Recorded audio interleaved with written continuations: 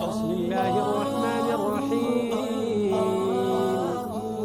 إذا السماء انشقت وأذنت لربها وحقت، وإذا الأرض مدت وألقت ما فيها وتخلت وأذنت لربها وحقت.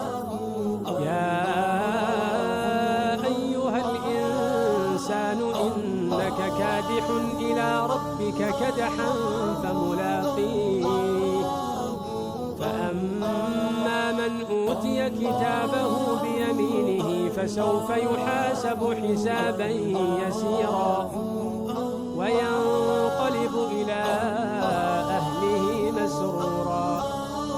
وأما من أوتي كتابه وراء ظهره فسوف يدعو ثبورا ويصلى سعيرا، إنه كان في أهله مسرورا، إنه ظن أن لن يحور.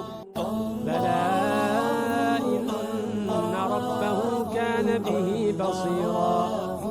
فلا أقسم بالشفق والليل وما وسق والقمر إذا اتسق لتركبن طبقا عن طبق فما لهم لا يؤمنون.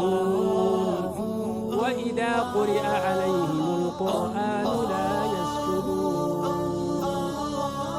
بل الذين كفروا يكذبون.